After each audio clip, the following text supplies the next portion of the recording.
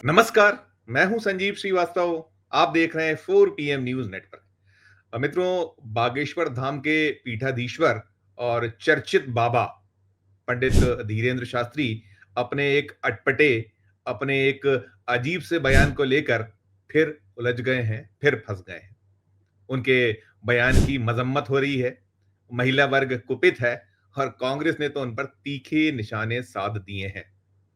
पंडित धीरेन्द्र शास्त्री इन दिनों ऑस्ट्रेलिया में कथा बाँच रहे हैं और सिडनी में उनकी कथा चल रही है ऑस्ट्रेलिया के। वहाँ उन्होंने जो महिला वर्ग है, उसे लेकर एक बयान दिया है और उसमें जो उनका बयान रहा है, वो कहीं न कहीं जो इंदौर का जरा चर्चित जो मामला है, राजा रघुवंशी हत्या का मामला है और उसमें जो उसकी पत्नी सोनम रघुवंशी कहीं न कहीं कातिल निकली हैं, जो जिस आरोप में वो धरी गई हैं, उनके साथी पकड़े गए हैं। तो उस पर उन्होंने प्रतिक्रिया व्यक्त की और एक वो ध्यान होगा आपको नीले ड्रम वाली कहानी जिसमें एक महिला ने अपने पति को सीमेंट में कहीं जमा दिया था। उसको कहीं न कहीं एक तरीके से एक उसमें वो जो सीमेंट से उसको लेप दिया जाता है, उस तरीके से किया था। तो 2 ऐसे मामले देश में रहे। निश्चित तौर पर दोनों ही मामले बेहद चौंकाने वाले थे। महिला जो वर्ग है, वो किस हद तक जा सकती है? मामले मसले कहीं न कहीं दोनों ही ऐसे थे जो एक लव ट्रायंगल होता है कि पति-पत्नी और वो, तो वो मामले हैं और उसकी भत्सना हो रही है, उसकी निंदा हो रही है। इन जो महिलाएँ हैं, चाहे वो सोनम हो या वो जो नीले ड्रम वाली जो युवती थी, वो रही हो, उस मामले में जमकर आलोचना हुई, दोनों पकड़ लिए गए हैं, पुलिस के घेरे में हैं, पुलिस पकड़ चुकी है, कार्रवाइयाँ चल रही हैं। लेकिन जो बाबा बागेश्वर हैं, पंडित धीरेन्द्र शास्त्री इस बागेश्वर धाम के, उन्होंने सिडनी में टिप्पणी की है कि मुझे अब शादी करने से डर लग रहा है।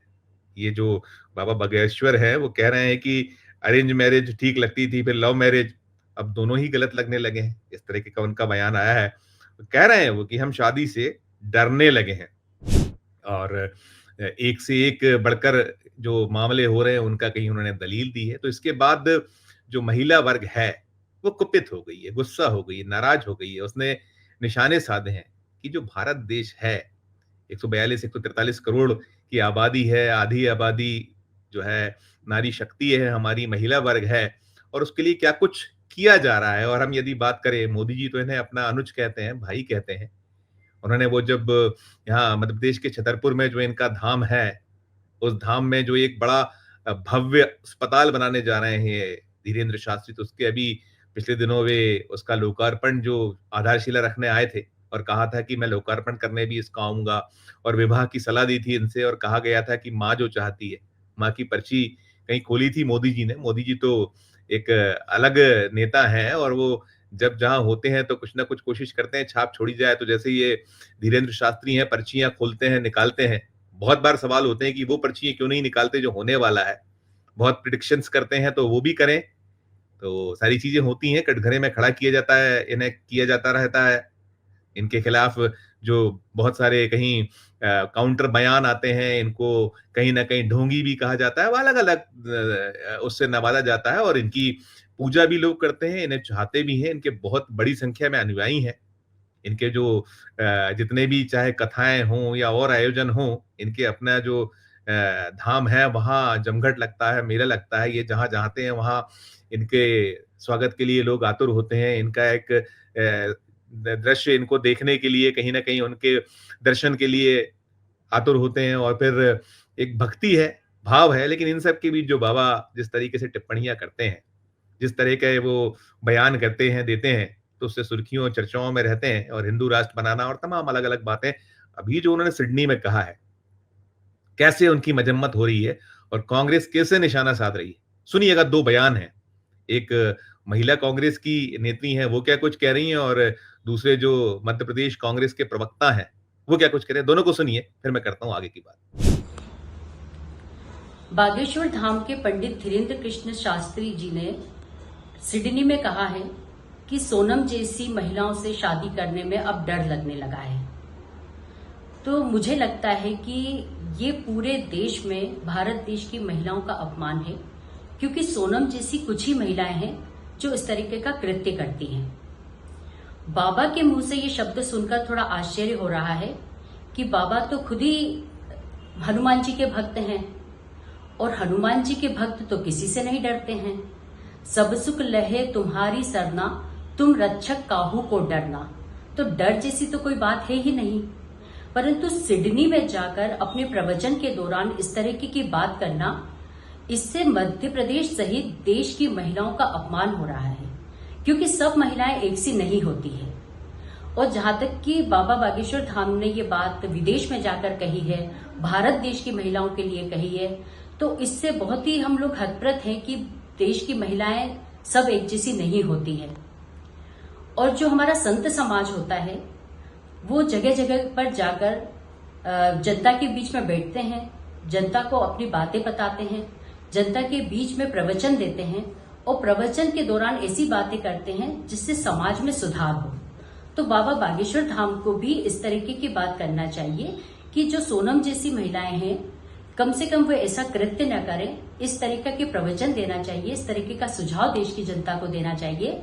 और इस तरीके से महिलाओं को अपमानित करने वाले बयान मुझे लगता है कि नहीं देना चाहिए। बाबा तो खुद हनुमान जी के भक्त हैं, और हनुमान जी के भक्त क्यों डर रहे हैं, इसको भी बाबा को बताना चाहिए। और फिर ये बाबा का व्यक्तिगत बयान है, वो क्या चाह रहे हैं इसके पीछे, वो बताएं जनता को। विदेशों की धरती पर जाकर भारत की स्त्रियों की इस तरह आलोचना करना कि वे किसी को हनीमून पर जाकर मार डालती हैं या ड्रम में सीमेंट से भर देती हैं, ये एक तरह से भारत के स्त्री समाज की निंदा है। भारत का स्त्री समाज सत्यवती, देवी अनसुईया और माता सीता का देश है। ये देश किसी घटना से अनामिका शर्मा या सोनम रघुवंशी का नहीं हो सकता, या मुस्कान का नहीं हो सकता। धर्म की यात्रा पर निकले, आत्मोन्नति का मार्ग दिखाने की जिन्हें कोशिश करनी चाहिए, अगर वो धर्म के रास्ते को चुटकुलों में बदल देंगे तो इससे भारत की भी हानि है, भारत के स्त्री समाज की हानि है, और भारत के धर्म की भी हानि है। अपेक्षा की जानी चाहिए कि लोग अपनी कथाओं में समाज का ये जो एक गहरा फैब्रिक है, हजारों साल की हमारी संस्कृति है, उसकी रक्षा करने के लिए भी बातें करेंगे। केवल भीड़ इकट्ठी करने का प्रयोजन नहीं होना। ये सुना आपने, ये मन की पीड़ा है। जो महिला नेत्री है वो कह रही हैं कि आप तो एक धर्म का ध्वज लेके आगे बढ़ रहे हैं, उसकी झंडाबरदारी करते हैं, सनातन की बात करते हैं, और यहाँ तो सच है वो, चाहे भूपेंद्र गुप्ता जी ने जो कहा है वो, कि हमारा देश तो एक इसके बहुत जो नारी हमारी जो है शक्ति है, उससे जुड़े तो बहुत सारे ऐसे इतिहास है। हमारा जो धार्मिक अगर उसके पक्ष को लेके तो वो कह रहे हैं कि सीता माता की बात करते हैं, वो कहीं जो हमारी जो सती हैं उनकी वो बात करते हैं, सत्यवान की जो सावित्री है कि देखिए वो तो प्राण छीन लाई थी। तो ऐसे भी वो हैं, और बहुत सारे उदाहरण हैं।